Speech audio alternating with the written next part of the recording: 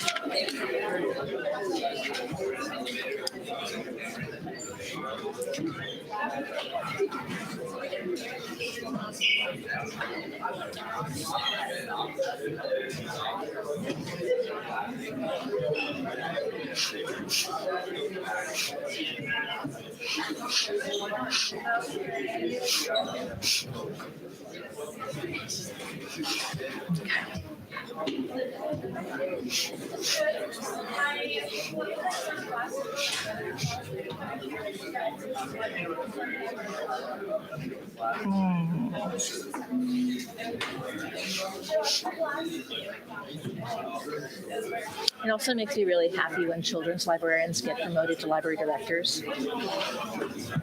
Just on principle. Yeah, yeah. Do we have that in your bio? Yes, we do. Teen librarian, Billings Library.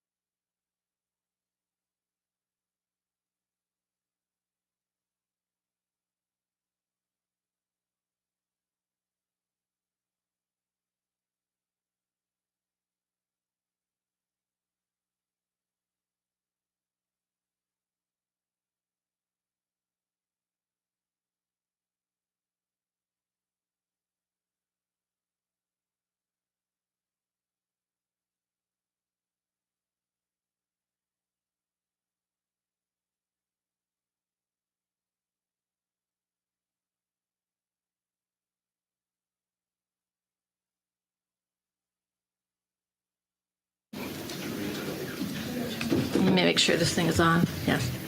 Okay, are we all ready? Are you all ready back there? Excellent. We'll go ahead and get started. Can everyone hear me? Okay, and we're going to do a quick mic test with everyone just to make sure. Everyone just say your favorite color into the microphone so we know that it's working. Red. I had a bad experience once with this. So. Blue. Green.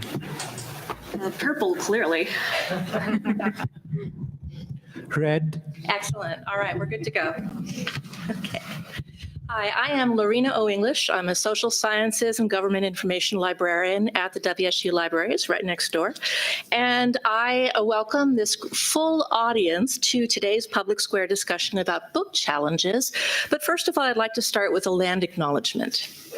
The Washington State University Pullman campus is located on the homelands of the Nimiipuu, Nez Perce tribe, and the Palouse people. We acknowledge their presence here since time immemorial and recognize their continuing connection to the land, to the water, and to their ancestors. A public square is an open discussion where citizens, experts, and leaders come together to share their thoughts and opinions on a topic.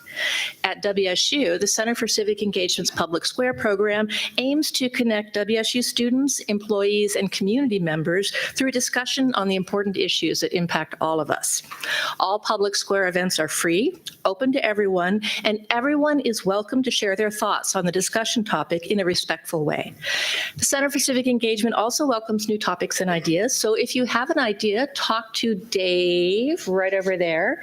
And he is the student coordinator and is the arranger of these events. We're very grateful to him. This discussion will explore what book challenges and book removals mean for students and their families, as well as educational and other public institutions such as libraries. As with all Center for Civic Engagement public square discussions, we want to hear from you. After we've heard from our panelists, each will have about 3 to 4 minutes, there'll be a live Q&A session in which our panelists will take your questions. We'll try to close with each panelist having 1 to 2 minutes. 2 of our panelists will have to leave a little bit before 4, so please, if you have questions for Shuvo or Nazwa, ask them early because they'll probably have to leave around 3:50. So I'm going to give you a brief description of our panelists. Our first panelist is Cody Alexander. He's the director for the Whitman County Rural Library District, which is comprised of the Whitman County Library in Colfax, as well as 13 branch libraries in towns throughout Whitman County. He has worked in libraries all his life, starting in high school at the Asotin County Library. He's a local boy in Clarkston. And he attended Whitworth University and the University of Colorado Boulder before receiving his master's in library and information science from the University of North Texas. Cody was the teen librarian at the Billings Public Library and the New York Public Library before moving back to Whitman County to serve as the library director. Emily Cuquier is a science librarian at Washington State University. She's a blogger for the American Library Association's Office of Intellectual Freedom. Her interests include biology, life sciences, representation in the sciences, data librarianship, and research ethics. Shivra Das, I'm going off order. After telling everyone to get in order, Elizabeth Seiler has variously taught English as a second language, Spanish, and humanities at the WSU since 1986. She's worked for 10 years in international programs and the last 25 in the English department. She's been involved in efforts to actively oppose book banning since the original fatwa against Salman Rushdie for the Satanic Verses. Closed minds are caused in part by closed books. Our next panelist is Nashwa Idris, who is a doctoral candidate in literary studies. Her research focuses on the intersections of the 19th and 20th century global Anglophone literatures, scholarly textual editing, and decolonial digital humanities. She's taught courses in the Department of English and in the DTC program, and is the recipient of WSU's Learning Community Excellence Award for 2020, Publicly Engaged Fellowship 2021-22, the Avon Murphy Fellowship, and the Center for Arts and Humanities Graduate Research and Creative Activity Award for 2022. And finally, Shuvro Das is a graduate student in WSU's English department who concentrates on rhetoric and composition. His research interests include anti-racist rhetorics and pedagogy, rhetorics of racism, social justice rhetorics, disability studies, and minority studies. Originally from Bangladesh, Shuvro is a voracious reader who loves learning about new things. So I welcome you all to our discussion. And after our panelists have spoken, we'll get everyone give people an opportunity to raise their hand. Dave is the master of the microphone. He will come by, and we ask everyone to keep it to one question at a time. Panelists. All right, I get to start. And unfortunately, I have to start with the correction. My last name, Alan, not Alexander. It is a first name still, but that's so okay. sorry. That's okay. No, so I'm here really kind of representing public libraries, and I've been really fortunate to work in public libraries pretty much my entire life. Yeah, starting in high school. And so public libraries are really incredible because they're all about information, and I've been there in a really interesting time when they shifted from kind of the classic idea of just a repository of information to being a much more active social institution. And what that means is we do a lot more programming, we do a lot more services, we do a lot more things than just housing books. But at their core, public libraries are still about information. And as a civic institution, which libraries are, public libraries in particular, it's about having good information that's open and accessible to everyone. We take it very seriously. We believe fundamentally that an informed citizenry is a fundamental aspect of a functioning democracy. And so what that means for us is that we are trying to have a collection of top-tier, quality, reliable information that anyone who walks in the door can have access to. And we take that so seriously that the American Library Association has come down many times explicitly against censorship, against book banning, against any kind of restriction on thought and access to information. At the same time, as a public library, we are community institutions. We are reflections of our community. So for us, any librarian you talk to, I would almost guarantee you will talk about how much they are against censorship and against banning. We also try to balance, though, being reflections of our community and having collections that they find meaningful and important. So what that means is that we're constantly having to think about what's in our collection, what books are people going to use, and what books may be dangerous, that will be something that maybe certain parts of the community would not want in a book or in a library. And fundamentally, though, what that means is that we look at it from a collection standpoint of, does it contribute to the common good, the common cause of an informed citizenry? I think, as we'll probably talk about today, a lot of the problems in book banning come down to fiction. And a lot of times it's because there's things in fiction that people disagree with. There can be depictions of sex, can be depictions of minorities in different ways that people just don't like. But again, fundamentally what we're talking about is people need access to things. It is a First Amendment right to have access to information, and that's actually rooted in the First Amendment. Your freedom of speech does also imply and guarantee freedom to information to make informed decisions. And so libraries, that's what we try to do. We try to give you that information access. I know we'll probably get into it much more, so I won't say too much more in my introduction, but yeah, we as public libraries across the board fight censorship, fight book banning, while maintaining kind of that community relationship as much as we can. And I'd also say, just for people's awareness, as far as I know, in my time in libraries, I've never had a book removed from a collection. We've had a few challenges that, spoilers, is always pretty much about LGBTQ content. But libraries are filled with great people who care about their communities, and it takes a lot to get a book removed from the library. Oh, thanks so much. Tough to follow that one, but I think we've got some similar themes. So, full disclosure, as a science librarian and one who's not been with WSU very long, I don't think we've even received a book challenge, much less had one that we, chose to remove in my time. But I did want to touch on a a broader question of the whole concept of neutrality, which relates to some of my values as a professional in a higher academic institution, where in libraries, it's been thought very much that, we are a public good, we are serving our communities, and we want to do so in a neutral, unbiased way, which means, we collect books even that we don't agree with sometimes, just because everyone should have the opportunity to have their voices heard and put out there. But as Cody has said, we cannot collect every single book. We just do not have the space. And there are plenty of other reasons why we don't want to have certain books on the shelf. If they're blatantly inaccurate, we're a science library, we don't want to have that around. And there are also simply questions of, what we have the space for.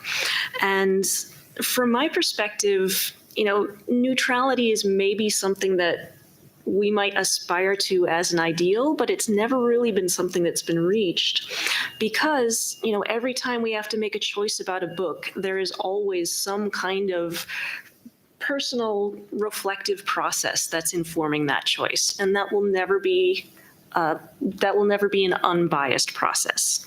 And if you step back and look at the kinds of people who are in the position to be making decisions as a book selector, public libraries have certain types of people who are overrepresented in those decision-making roles as not.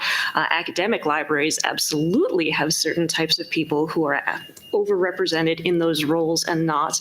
And you do see changes in a collection and biases and skewing that's going to arise from that. And so we do our best nowadays, I hope, to be reflective and cognizant of that reality rather than simply saying we are librarians and we are doing it all for the common good and we are not biased because we're picking from everybody. I think we have to be a little bit more humble about that and respect that, we do not have the ability to be that humble. And the more representation we can have within our walls to help make those decisions, that's a useful thing.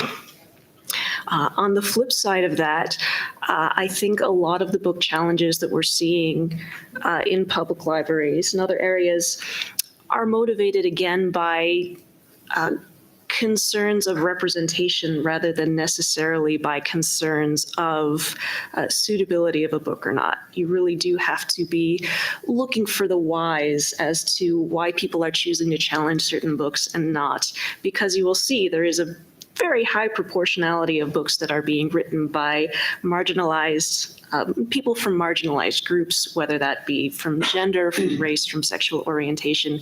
You will see that a lot. And so when I think about, how does one you want to take in good faith those challenges that are coming from a good place that says, I really don't think this is appropriate for the entire community. It could cause a lot of harm. We want to be open to that. We want to hear those voices, and we want to be able to protect when that might absolutely be the case. But the voices that you don't hear so often are often the ones from those underrepresented groups who are going to be the ones who would say, this book was so helpful because I never thought somebody who grew up in a little town like I did could have grown up to be a doctor, or if someone who grew up in this cultural community could have gone out and done these big things. I never knew that this sexual orientation was allowable and not a complete taboo. And now I am much better able to be myself and contribute to my community as this. It's really those voices that are a lot harder to hear in the public forums, and it's really hearing those things that challenge those narrations that are only focusing on the harm that we need to really think about how we balance and make those decisions in a way that's, if not neutral, at least is going to be net positive to the extent that we can. Elizabeth. Okay, I'm Elizabeth Seiler, and I'm going to remain seated for this, but I'm going to ask people to stand at various points. So how many of you have read Charlotte's Web? If you have, please stand up. Okay, great. And then how many of you read The Diary of a Young Girl, The Diary of Anne Frank? Stay standing. No. How many, anybody, stay up. Okay, great. I can't stand. I use a walker, so but I'm standing. All right. And how many read pretty much anything by Hemingway? Stand up. Anything, like Sun Also Rises, any of that in high school? Anybody want to stand? Okay. All right. And how about The Lion, the Witch, and the Wardrobe? Okay. Is there anybody here who's remained seated through all of this? Okay. I don't think there is. I think everybody stood up at least once. Okay, great. You can all sit down now. Okay. I got involved in the issue of book banning, actually with a ban that happened outside the country, and that was the fatwa against Salman Rushdie. A fatwa is a decree. It's not necessarily a death decree, but it was a decree actually that in his case was supposed to result in his death. For a book called The Satanic Verses. And this was back in the late 80s. And I was working in international programs at that time.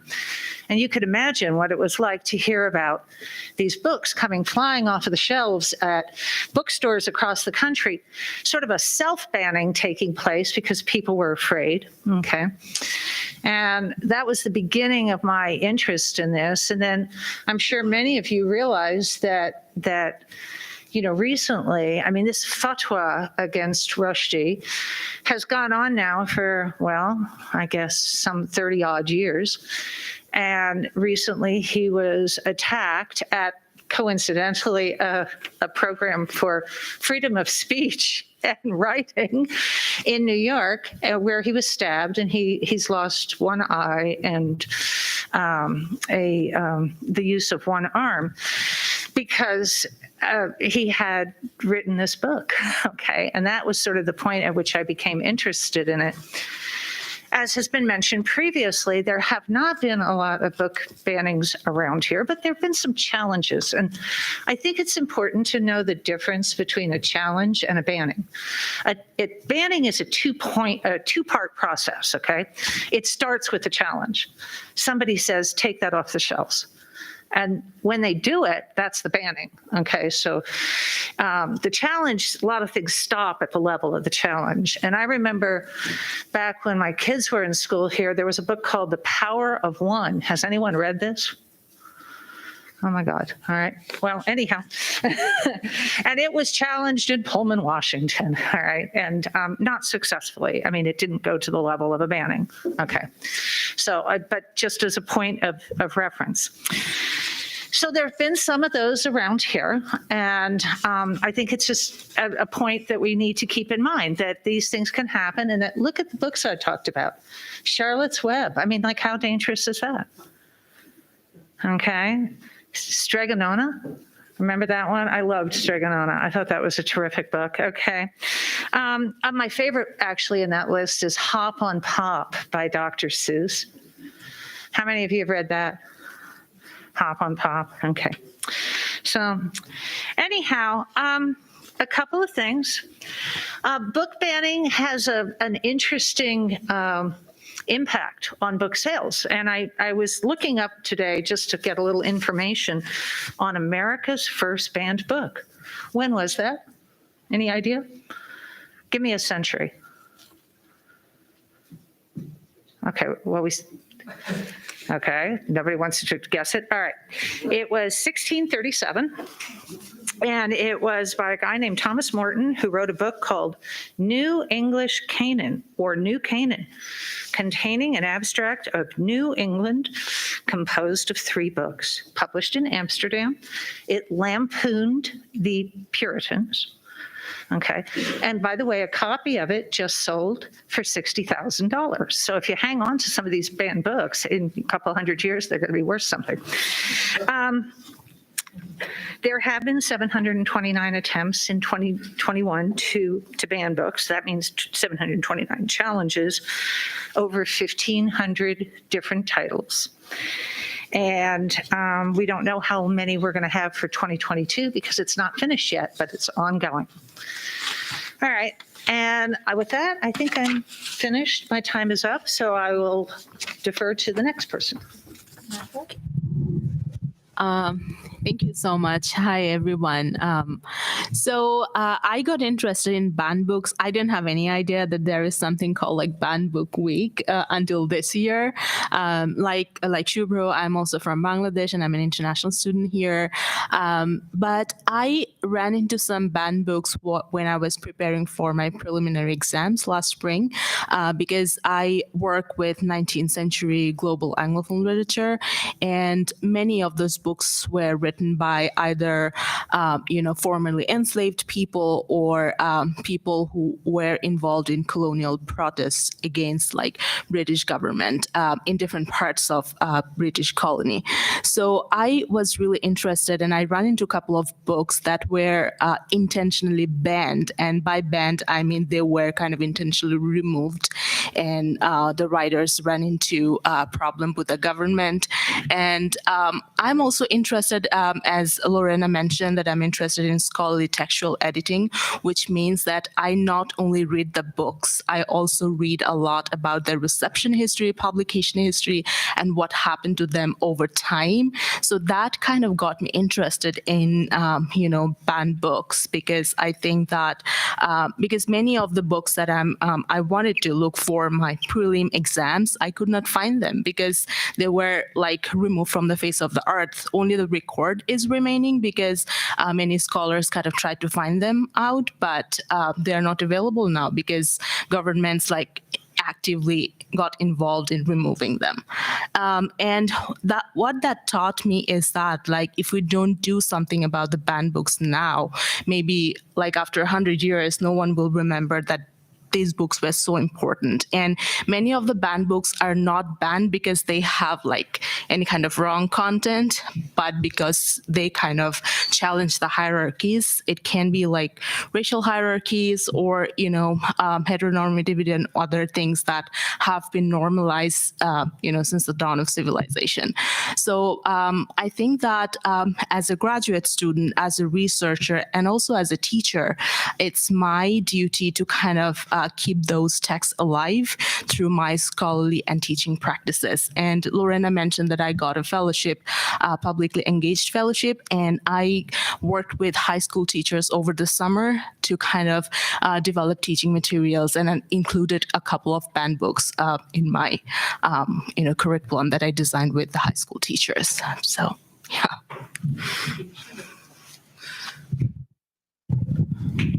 Hello, everyone.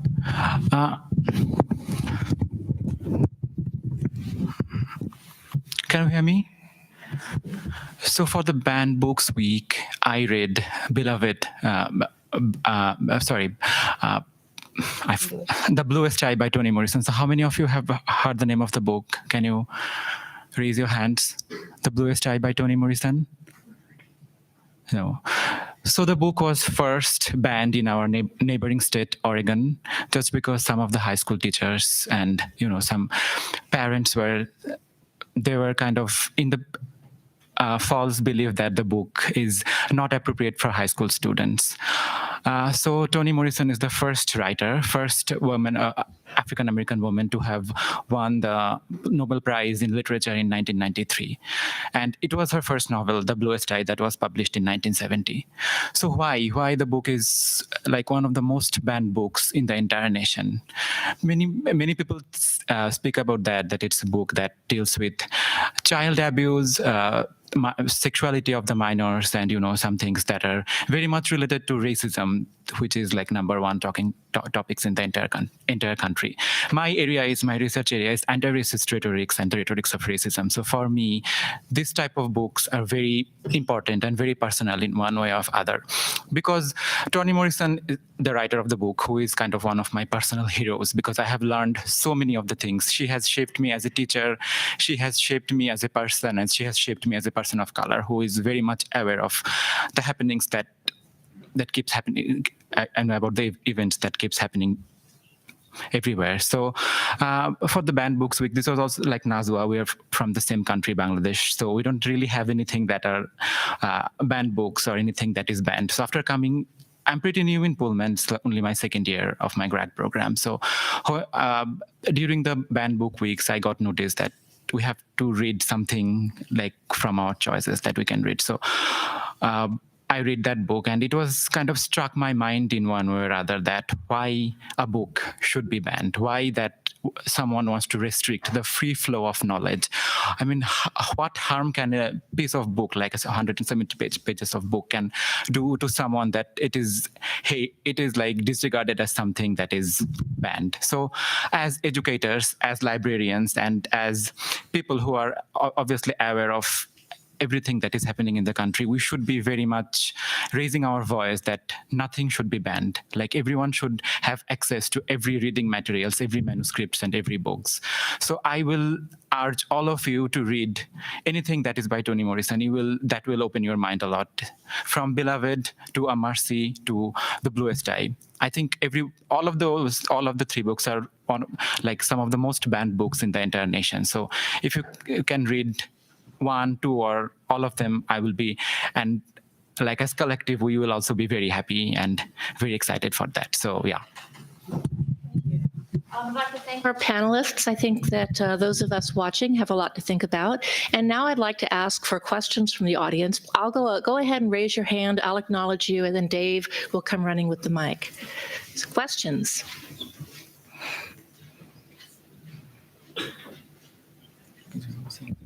I will stand here and wait.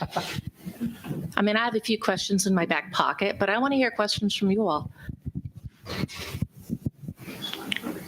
Excellent.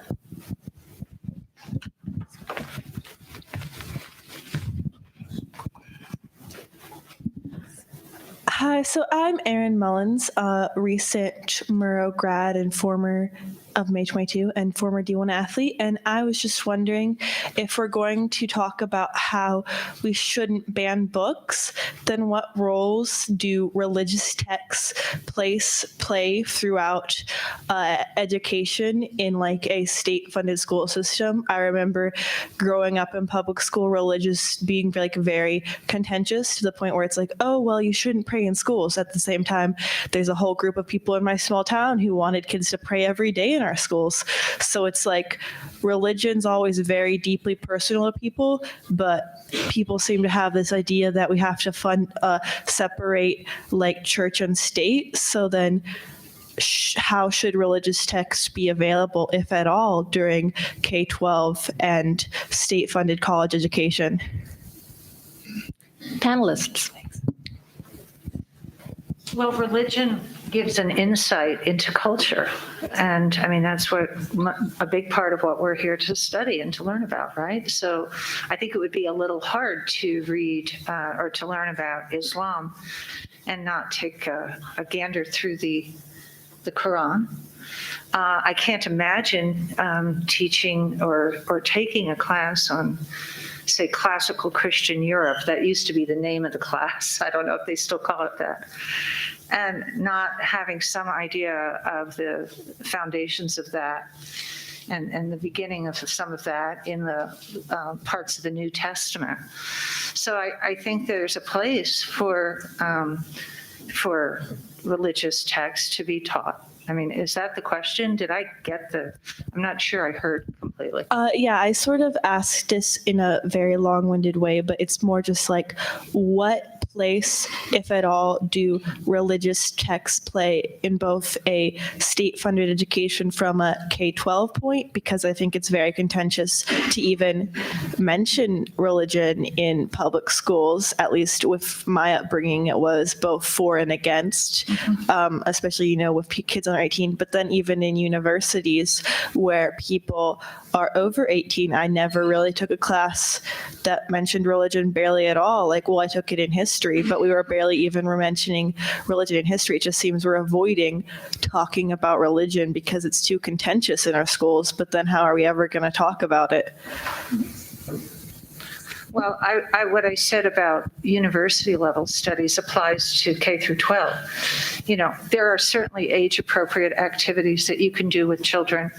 And I've taught, by the way, K through 12. Okay. So there are age appropriate activities you can do with children that use pieces of religious text to give those children insights into different cultures, different ways of thinking about the world. And I mean, that's what I think should happen. I think unfortunately, there may be people that see this as a place to just ban all religious texts from schools. I think that would be wrong. But appropriately used for educational goals that are vetted by the school district, I can't see that would be a problem or should be a problem. And of course, would and should today are two different verbs. Yeah, and I can jump into it. I mean, she's exactly right that religious texts are really important cultural artifacts. Without getting into the metaphysics or the truth of them, purported truth. I think about it in terms of there's such value to be had in keeping those texts in a collection, especially, in libraries where we're really focused on privacy and confidentiality as well. So, we don't track what people check out. We let people browse and read and look at whatever they're interested in. But, it's so important if you think about it in terms of, obviously being in America and, if you hear all the things about Islam, it's really important to be able to go to a library and have access to a Quran. It's really important to be able to, if someone says the Quran says this kind of thing and it's really problematic, well, you can check. You can go for free. You can go and look at that. If you want to learn about, the history of Mormonism and how that affected politics in Utah, you need the Book of Mormon. You need certain texts to do that. But there's a big difference between having access to those things and actively, teaching the doctrine and the liturgy. It'd be one thing if a school was teaching biblical lessons as if, that you should be Christian, you should be teaching these things. But that's really dangerous and really tricky. But as far as having those items, I think there's a lot of value still in having access to that stuff. And again, it is just a matter of if you're interested in it, if you want to learn, you ought to be able to. And that's what, we're all trying to do with the libraries. Do we any of our other panelists want to respond? I just add quickly, at the level of a state institution as well, that is not something that we would be thinking about banning, even if there was a request for that, I think, because an understanding of the world's religions, both here and elsewhere, is an integral part of having a well-rounded education. So we would certainly make it a point to keep and collect materials of that type. Okay, do we have another question? Yes. Hi, sorry if this is 3 questions, but I'd just like to clarify something quickly now that you guys have made your points. That just made me think, I guess what I'm wondering more than that, since you guys have formed some well-articulated arguments, is just, I guess then my whole question now is, why aren't we talking about religion at all in schools? I went to public school here, both for college and I went to public school for high school, and I went to a public school in Boise State for 2 years for college. And I feel like religion was never even allowed to be talked about in the classroom because it was just as acknowledged as, oh, you can't do that. You're going to be disrespecting someone's beliefs either way. Why can we not even talk about it? Okay. I just want to note that we're kind of getting into some other territory here, and we'd like to kind of keep our discussion focused on what's going on in school and public at other libraries. But panelists, do you have anything to respond? No, but I have a question. So name the WSU Coug, who's one of the most banned authors in history. Gary Larson? No. Keep trying. Sure. You can't cheat. You can't talk. Any takers here? Okay, so Sherman Alexie, and he wrote the book, The Absolutely True Diary of a Part-Time Indian, about the town of Reardon, Washington. How many people have read it? Okay, great. Well, I strongly recommend it. Okay, and he was a Coug here. He got his degree, I believe, was the early 90s, right? I think it was the early 90s, in American Studies. And that book is usually at the top of the list. That of, books banned this year, if it's not number one, it's number two. Sometimes it goes back up to number one, but it's always up there.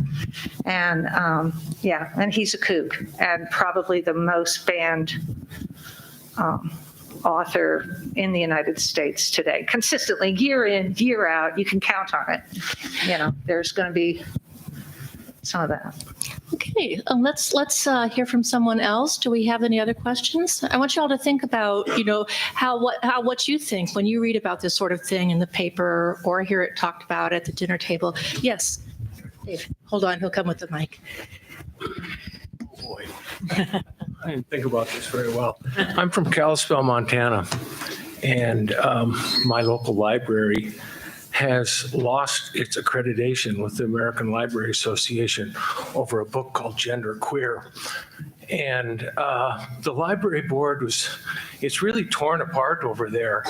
And I guess I don't really have a question about this so much as it's my community, and I feel sometimes like the outspoken and the angry, loud voices have more precedent than maybe the American Library Association does. And are there any stopgaps, or how can we prevent this sort of thing from happening? Panelists. I would hit that for a bit. Prevent is a tough thing to say, but you're absolutely right. Gender Queer is one of those. Again, it's a book that's at the very frequently banned because it's a memoir. It's in a comic book format written by a person who is non-binary in between genders, and it does have some portrayals of sexual equipment, personal sexual organs, and it discusses topics like masturbation. And there is a lot of concern outwardly from the community that this is not appropriate, for children. And it's usually framed by saying children are too young to see these things or to discuss these concepts. But if you step back, it looks very much like more of a children should not be exposed to the concept of a person who is non-binary. And this book gets challenged a lot. So there are sometimes compromises that are made where librarians will keep it behind the counter so people have to ask for it so they won't stumble on it, or sometimes they'll put it in the adult section, even though it's potentially something that teens might be interested in as well. And I think this is another case where we're hearing very much from the loud voices who are very worried about the potential harm. And what we're missing from that conversation is the voices of the people who were really helped by seeing a person who has a relationship to their body that is maybe not the standard cisgendered experience, that has really helped them interpret some things that they did not understand, and is really helping them make sense of the world and who they are, and is really helping them to be healthier. Those are that's the other side of the coin, the healing side of the coin, the value part of the coin that is not being shown in those conversations where it's really the vocal opposition that's coming out a lot more. And so that's when it really, the ALA will certainly try, but there is so much activity going on from people who are, trying to oppose books that it's very hard for them to be everywhere all at once. And as far as it goes, it helps librarians very much if you and the community come out and find where those meetings are and where those discussions are being had, and to provide that counterpoint to say, we understand this might not be the right book for everybody. And that's entirely fine. We understand if you don't want your children to read it, but there will be children out there will be teens out there for whom this book could be an absolute lifesaver, and we want to make sure that they have some way to access it. Yeah, and I can jump into, I spent 8 years in Billings, so Kalispell's close to home. But yeah, I'll just extend some of those points because that is all exactly right, well said. So the first thing is, having access to teens who need it. That vocal it seems like a majority, but it's almost always a minority, the people who are upset. When it comes to why we have these items at all, it is for discovery. It's for people who need it, and we don't know who that is. I think questions of sexuality are always those ones. As a teen librarian, it was, those books don't check out. Like the stats, they're low. They don't circulate a lot, but we know they're getting used because kids are embarrassed to check them out. They're embarrassed to bring them home, to be seen with them, but they will go to the library and pull them off the shelves and look at them and then put them back. And so one of the things that's really important to keep in mind, and as far as censorship and book bans, is that it is a minority making a lot of noise, and what they're trying to do is, impact someone else's life. And as librarians, that's a big thing we're trying to resist, that we understand why they may be upset, but we also understand there's a lot of other people that removing the book would infringe on their rights to exploration and self-identification. The other thing is, you will always hear them talking about harm. Why is this bad? It's potentially harmful. Harm is a really nebulous concept. What does it mean to harm a child? How would a child be harmed by reading about this stuff? No one knows. There's no clear idea about that. So as far as what can communities do, it is just support your library. Support it when they have public forums, they have these people making noise. Just respond to the library and support them however you can. That can be going to council meetings, that can be going to board meetings, whatever it is, just support the library. And it goes a long way. Anything from our other panelists? Here. Okay. All right, next question.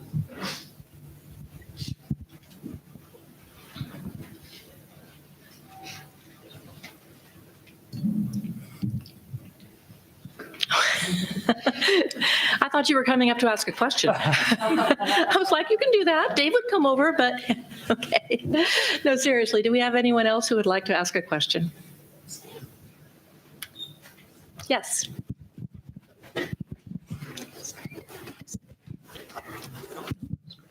Who mainly decides what books get banned? Because I've heard of politicians in red states banning books, but it sounds like some of you guys have some sway about it too. So I was wondering who usually makes the final decision. Panelists. I don't know, I was reading about banned books. It seems that decisions are often made by the schools as well. When parents object to certain books, it goes through school council, who can kind of ban the book for that particular school. But I think with Beloved that it went into even bigger level where they passed a bill called Beloved Bill, so that they can ban other books similar to the themes as Beloved.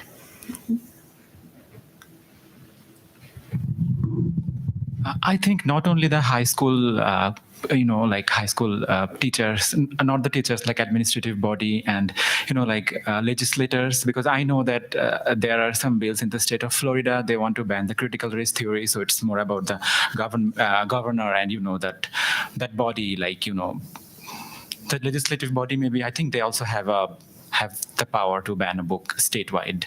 So yeah, if that answers your question. And I can say too, public libraries, it depends on kind of the actual formalized structure and administrative structure, but most often it's the library board who makes the final decision. And so usually what will happen is there will be a challenge. It will either get sent to the director, usually gets sent to the director, who will basically kind of put together a little bit of a presentation or background on the book, and then take it to the next board meeting. And the board meeting, as a governing body, is the one who actually votes and decides. And again, almost always they go on the director's recommendation, which again is almost always to not ban the book. I'm going to add in a little bit of context here. We actually have some statistics from 2021. Although it's estimated that about 90% of challenges are not reported to the American Library Association, based upon those that were, in 2021, 39% of challenges were initiated by parents, 24% 24 by library patrons, 18 by boards or administrations, 10 by political or religious groups, 6 by librarians or teachers, 2% by elected officials, and 1% by students, just to give a little sense of that. And that is, of course, challenges which have to go through the process that Cody talked about before they are officially banned and or removed. Okay. Any other questions? Sorry, I looked that statistic up, so I was going to get it out there one way or another, and you gave me the perfect chance. Do we have any other questions? This is your chance to ask some people who really have thought about these issues a lot. So please don't be ashamed. If you have a question, I can guarantee you that at least 10% of the other people in this room are thinking the same thing.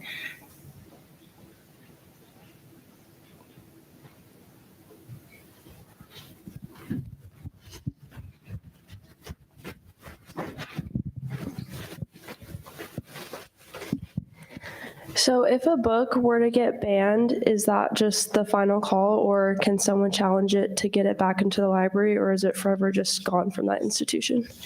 Panelists.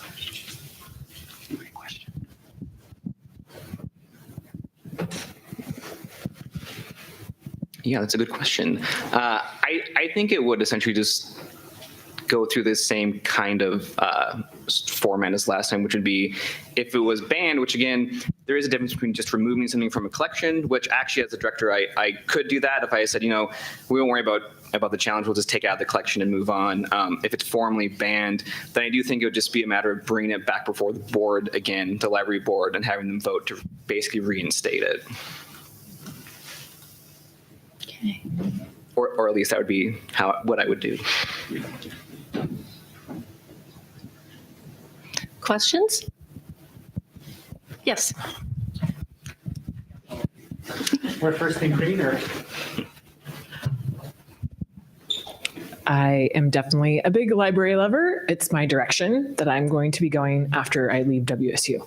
And so my question is, what does it take to be on the library board? What kind of experience could any of the students here at WSU go down to the Neal Public Library and say, I want to be part of the board. I want to have a say in this. Or do you actually have to have some kind of experience in the community to be able to be on that board? No, anyone can be on the board. As far as public institutions go, we are actually in the process of looking for a new board member. One is retiring, and board members almost always are. There are political appointments in a sense, so they can only be on the board typically for so many terms, so many years, and then we cycle through because we do want different perspectives and different people and helping support the library. But no, it can be anyone who's interested and wants to serve the library. So for us, it is, we have someone retiring, so we've been asking kind of staff for recommendations for people that they know, either community leaders or just patrons, people who really love the library. And then we'll also be putting it out there publicly, on Facebook and things like that. Say anyone who's interested can submit an application. It's just anyone who wants to help the library. Locally here in Pullman right now, they're actually looking for people at the Public Library Board of Trustees. So they just put it up on the government webpage, and anybody can apply, and then they get an interview, and that's it. If they select you, you're on the board. That's how it works. So. Is there a book that gets challenged often that you would recommend more people to read here? The question was, is there a book that gets challenged often that you would recommend people read? Thank you so much. Wow. I happen to love Hemingway, so I love The Sun Also Rises. But, I also like Sherman Alexie a lot. And I was an undergraduate Coug back, I like to say, when Christ was a child, and a very long time ago. And I like, I don't know, I'd like to give him the business. So I loved the book, Absolutely True Diary of a Part-Time Indian, and I would recommend that. Okay, that would probably be choice number one. How about you? I feel terrible recommending books that I have not read. But sort of my general philosophy towards them is that often if a book has been recommended for banning by somebody, that probably means it has something really juicy and interesting in it and is actually worthy of a little bit more study. You can always put it down if it's not for you, but there's probably something going on. And I'm going to recommend that a book that I have not read. So maybe two of them actually.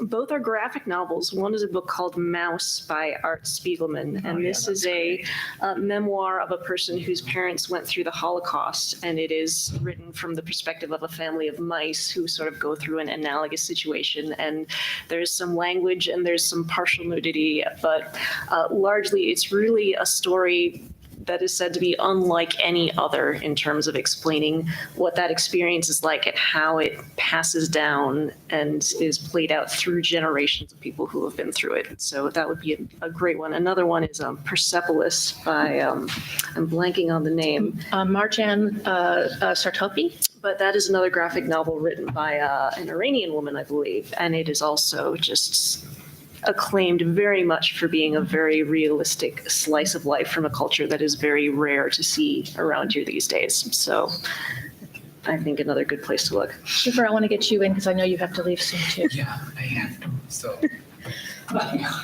Thanks so much. We're grateful to have students as panelists, but that means that we have to abide by student schedules and yours too. So what we're going to do now is actually, Cody, you can throw yours in your end of spiel, because we're pretty much at the end of this, and I'd like to give our panelists a chance to spend a couple of minutes just kind of summing up their own experiences this and anything else that they might have to say about some of the questions that you all asked. So we're going to go in reverse order this time, and we will start with Elizabeth. I was just thinking of that question, some other ones. I actually coordinated the readings out on the mall for Banned Books Week, and that was fun. And Lorena brought Twilight, and I had never read it before, but I don't know. Has anyone here read Twilight? No? Okay, so it's a vampire piece out of Forks, Washington. Okay, so it's got elements. It's sort of trashy in a sort of way, but not really. And I liked it. So I'm liking it, I should say. Okay, so. That's my final statement. Bottom line is a closed book is a closed mind, and you read. That's what I think. Okay. I've said it before, but just don't be afraid to speak up and say when you find a book valuable, even if it's not the book for everybody, because the librarians need to know, the community needs to know that these perspectives are really important. All right, and my response to which book to read is Slaughterhouse-Five or The Children's Crusade. Everyone should read more Kurt Vonnegut as much as you can all the time. You'll be a better human for it. And I was going to say Mouse, so 2 votes for Mouse. Very good. No, I think, thinking about censorship and book banning as far as libraries go is that, everyone should feel really uncomfortable when someone's trying to dictate someone else's life to them, and modes of thought in particular. If you're telling someone else how to think, I don't know, that seems intuitively dangerous and not like something that we would want in a democratic society.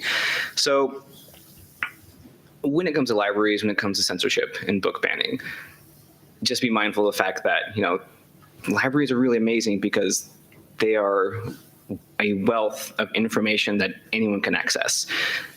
Really, think about it. Go to the library next time, stand in the stacks, and just think about anything you can think of, you can go out and learn about. And maybe also think about the fact that that's actually not true in every nation, that there are places that's not true. But as far as civic institutions go, I think libraries are really, really foundational and really the most, not distinctly American, but just the most American institution you can think of, that it's all about improvement. It's all about exploring yourself and things that you like and things that you want to make yourself better. Libraries do that. They do that for free. They do that for anyone who walks in the door. And I think that's really, really special. And anytime someone is worried about removing things from a library, it's almost always going to be about that they're upset that some kind of social hierarchy, some kind of order is being upturned, or that they're going to lose some kind of social power. But fight for it. Fight for people's right to think and have access to information and to be the people that they want to be. We always hope that after a public square event that people will leave thinking about some of the ideas that have been brought up. And that's what I'm going to ask of you, our audience. I'm hoping that you will leave this discussion and maybe bring up these topics at the dinner table tonight or on your Facebook page, or maybe do a TikTok. But I want you all to think about these things, because these are some of the important issues of our times, the issues that are around this question. And, you know, opinions can be very nuanced. So I hope that you all will kind of think about this and think about how it might affect you and your friends, and consider it. Get a discussion going. Have a public square in your own dinner table. And thank you all for coming. Let's give our panelists a round of applause.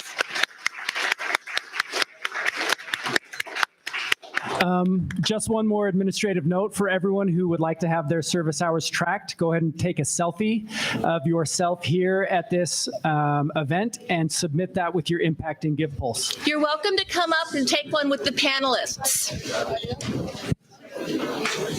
Thanks very much.